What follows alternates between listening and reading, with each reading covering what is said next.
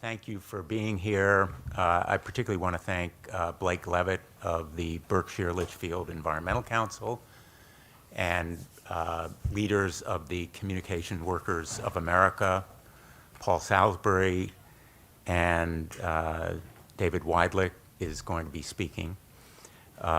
David and Blake have both been leaders on this issue, which is of increasing concern and should be of even greater concern to people around the country. 5G technology is a vast improvement on 2G and 3G, which is currently the means of transmitting the radio frequency necessary for our internet to work. 5G technology offers the tremendous promise of higher speed and reliability, faster, better, more reliable internet. That's the promise of 5G technology, but there is also the peril. Health hazards associated with radio frequency that is higher also and requires more transmitters and antennas. Literally hundreds of thousands of additional transmitters and antennas all around the country, including here in Connecticut. And the stark, simple fact is the health hazards are unknown and unstudied.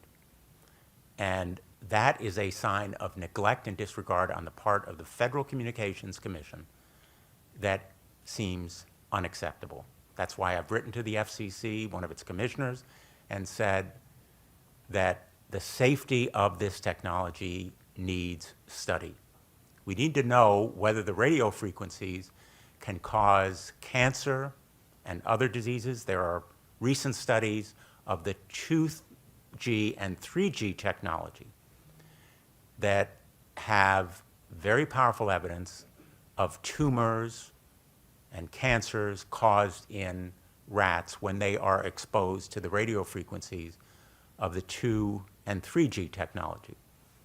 Now, the 5G technology simply has never been studied. So we need an understanding of what those health hazards are.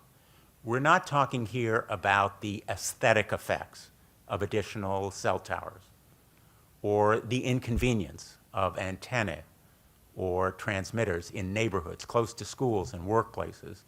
We're talking about health and safety. It needs study. There have to be an understanding and studies of what it means. So that is why I will continue to ask for answers. There have been no answers so far. The FCC basically has said everything's fine, but in order to reach a conclusion about the health and safety of this new technology, we need facts. We need evidence. The American people deserve more from the Federal Communications Commission than they are getting right now. And that's why I'm going to be demanding answers and studies before we see hundreds of thousands, literally more than 300,000 will be necessary at a minimum across the country of these new transmitters with antennas. They'll be smaller, but the radio frequency will be higher, and so the health hazards are unknown, and that's what we need to know. So with that, let me turn it over to people who have a real firsthand understanding. Let me ask first David if he would say a few words. Hi, my name is Dave Weidlich. I'm president of Communication Workers, Local 1298. I'd like to echo what the senator had mentioned about the RF signals. AT&T workers that we represent have RF monitors when they work at the cell towers. In today's environment, with all these little micro towers going on individual telephone poles, there is no consistent safety mechanism for RF. So one of the things I want to echo is we really need to study how the RF may impact a person working in the telephone pole where they're adding all these additional towers. And that goes on through a PURA application. So there's a forum. In order to put it up, there's a hearing for PURA. And I think we need to be a little more concerned and outspoken at those hearings to make sure that it's safe not only for the workers, but for the public as well. Thank you. Thank you, David.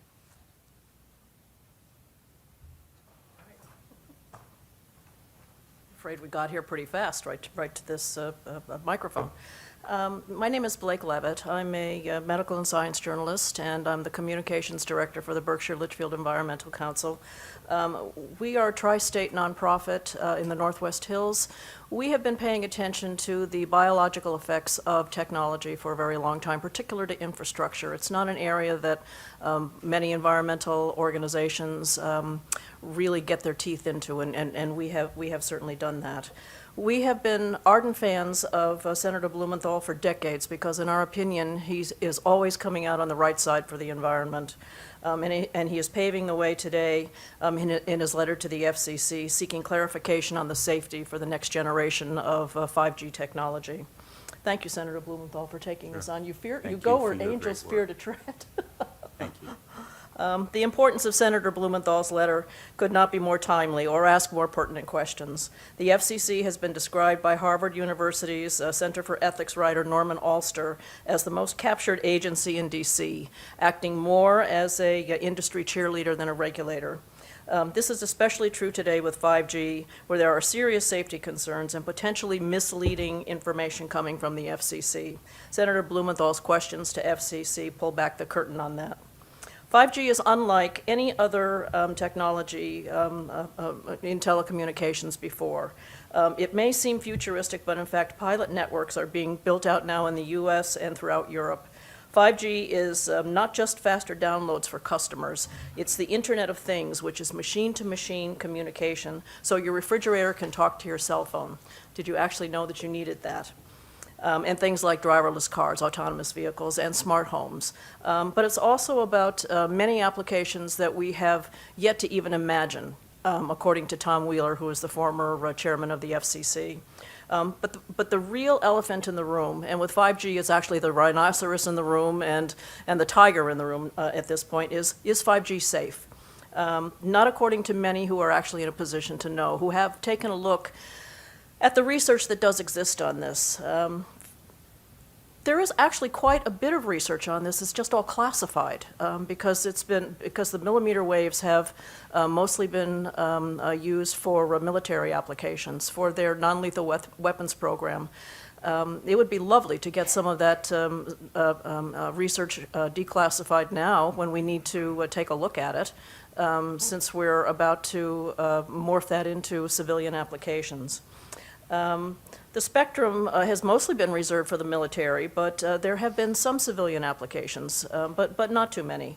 Millimeter waves have a very short wavelength, and they don't travel very far. So such a network, as Senator Blumenthal was mentioning, requires a very dense infrastructure with literally hundreds of thousands of new small cell antennas mounted on buildings and utility poles along every single street and potentially every 3 to 5 houses apart. That's what people don't realize. This really is the densification of the infrastructure. But infrastructure densification is not the only difference between 5G and standard technology, telecom technology. The signaling characteristics of 5G are incredibly complex, using what's called phased array and beam-forming technology.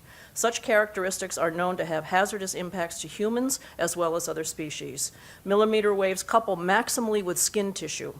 Thin-skinned amphibians are at special risk. And insects, because of their small size, are in particular peril from millimeter waves. Effects are caused not by the power density and tissue absorption, which is what the FCC standards are based on, but are rather by the signaling characteristics alone. That's a huge and very important point. 5G is not like anything that we have going now. And 5G actually has the theoretical ability, even at very low power densities, to punch irreparable holes in the food chain. What affects insects affects everything. There is no environmental oversight for such effects to non-human species. FCC exposure standards do not include wildlife. They are strictly for short-term acute exposures to humans, not the long-term chronic low-level exposures that are common today. Current FCC standards adopted in 1996 are also obsolete and inadequate to protect even human health. Simply put, FCC is completely unprepared, unable, and possibly unwilling to oversee 5G for safety, even as it barrels toward us. They are falling back on tired definitions and panaceas long since disproven by science. To make matters worse, recent FCC rulings and numerous industry-friendly bills passed at state and federal levels between 2016 and 2018 removed the last vestiges of local and state review over infrastructure siting, just when we need it the most. Those rulings, and unfortunately companion federal legislation that backs it up, now preempt states and municipalities from conducting their own reviews for environmental effects and our time-honored concerns about protecting our historic areas. While localities have long been constrained by the Telecommunications Act from taking the environmental effects of radio frequency radiation into consideration in telecom macro tower sites, these recent small cell preemptions at the federal level are that on steroids. Small cells can now be mounted on buildings and utility poles by right after an expedited local review so constrained that it's almost meaningless. This is frustrating not only municipalities across the country, but states as well. Regarding the public, their ability and mandate to protect the public health, safety, and welfare. But states are fighting back. There's significant pushback across the country in New York, Boston, the entire state of California turned down a cell tower siting bill last year. Governor Brown vetoed a bill. I was instrumental in that. New Mexico, Oregon, and Michigan are putting up significant resistance, as are mayoral organizations across the country. So there has been a major power grab in favor of one industry at the federal level with serious safety questions on the table, and very few people are aware of it. FCC rulings may also be in violation of the National Environmental Policy Act and the National Historic Preservation Act, federal laws that FCC is required to follow. Lawsuits are currently challenging FCC actions. In the meantime, Senator Blumenthal has been following all of this closely and now makes a most reasonable request to what is seeming to be an unreasonable federal agency, the FCC.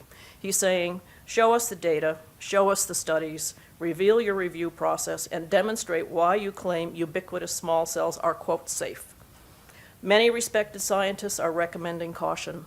International appeals have been signed by hundreds of scientists in the U.S. and throughout Europe. We have to get this one right. The stakes are very high when something is this close to the population. Plus, industry needs public buy-in for this in order to be successful, and they don't have that now. Other species count too. We are not alone on this planet. We are all in it together. Thank you again, Senator Thank you, Blumenthal, Bob. for asking the right questions at the right time. Let's Thank you. see what they have to say. Yeah, thank you. Thank you.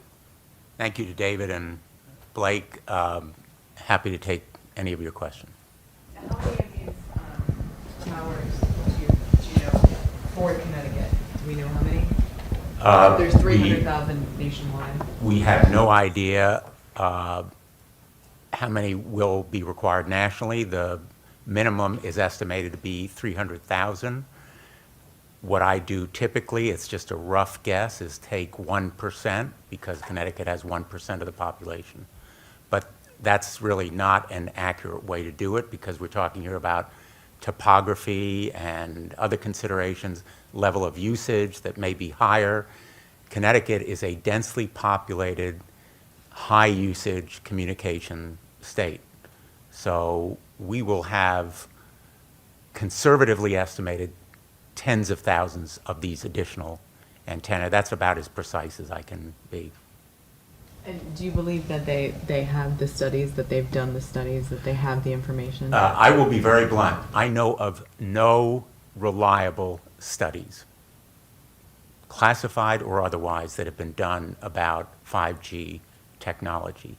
There may have been studies by the military, but so far as I know, they fail to meet the specifications that are required in terms of the numbers of animals or other ways of measuring that would be required. Remember, this latest study by the National Toxicology Program involved literally thousands of rats, not humans, and the finding was, and I'm going to quote from the person who performed the study, John Butcher, a senior scientist at the National Toxicology Program, said in a statement, quote, "We believe that the link between radio frequency radiation and tumors in male rats is real." Now, that study originated in the Clinton administration. It cost $30 million. It involved some 3,000 rodents. They are rats, not humans. It was done with 2G and 3G technology, not 5G. And it found that the evidence is real to establish links to tumors and cancer. That's probably the most recent and most reliable study that has been done. But to meet the specifications for a reliable scientific study, it took 3,000 rodents and years, literally, and $30 million. I know of no study that's been done on 5G technology that comes close to that kind of amount of evidence. What are some of the other applications for this technology besides kitchen appliances and driverless cars? Do you know? Smartphones? Smartphones as well. Yeah, everything involving the internet, basically. So it's, there's no question, Mark, and I don't want to minimize the advances or the progress that it may reflect, that it will make the internet quicker, maybe more reliable, but at what cost is the question. And all I'm asking from the FCC is, do your job, study the health hazards, reassure us that the potential costs in public health to folks who work on telephones and others who come near it, and also ordinary citizens, other species. And the point is, and I know I'm repeating myself, but what's important here to understand is higher frequency, lower distance to travel. So more of these cells are necessary to transmit them. In other words, with higher frequency, more cells are necessary because the higher radio frequency can be transmitted only for shorter distances. And so there are going to be more of them nearer to us at lower levels on the ground. You won't see big 100 feet tall cell towers. You'll see many smaller, closer to the ground, closer to schools and neighborhoods. Blake, did you have something? You look like you wanted to add something. And that's the danger that we don't know. The danger that we don't know is what happens when thousands of these cells begin appearing near schools, community centers, homes, and workplaces. And what happens to the workers who are up there repairing them? What happens to the folks who are walking by them every day, school children, and the younger the children, the more susceptible to the radio frequencies they may be. The only thing that I wanted to add has to do with the difference in the signaling characteristics that I was mentioning before. 5G, I'm sorry, 5G entails a technology that is beamforming, and what it does is it actually follows the user and the device as opposed to creating a broad-based ambient exposure the way typical cell towers do now. Very often with cell tower or with small cell networks, people think that this will replace tall cell towers, but the small cells actually work off of the macro towers. And so in order to get this kind of densification of antennas in the small cells, we actually might need more macro towers as well. And so the densification is not just about the small cell absence of being aesthetically challenging, which it isn't. It won't be anywhere near as bad as a large cell tower in the neighborhood, but we may need far more of those too. So it doesn't create quite the same ambient exposure. And also, energy experts are saying that the 5G technology which claims to use less energy, actually, in fact, will be using considerably more energy to do this, as do many smart devices.